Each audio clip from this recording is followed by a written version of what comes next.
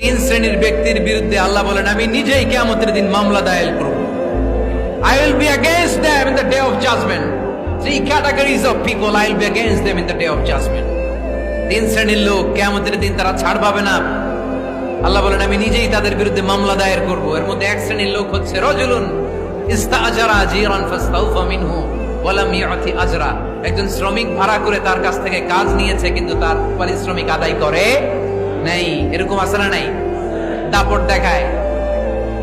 দেখায় ইউনিভার্সিটির ক্যান্টিন গুলোতে, ইউনিভার্সিটির ক্যান্টিনে যে খায় মাগার বিল দেয় না, এরকম টাকায় দাসরা নাই। চায়ের দোকানে চা খায় পরে দিমো বিল দেয় না, আছে না নাই? দোকানে যে পণ্য কিনে বিল দেয় না, পরে দিমো, আছে না নাই? কিয়ামতের দিন আল্লাহ তোরে মাস্তানি ছুটাবে, চিল্লা এখন ঠিক কিনা? আনা খাসমুহুম, আমি নিজেই তাদের বিরুদ্ধে মামলা দায়ের করব। কথাটা কার? এজন্য বিশ্বনবী বললেন খবরদার, মেহনতি মানুষ, খেটে খাওয়া মানুষ, এদের দোয়া কবুল হয়ে যায়।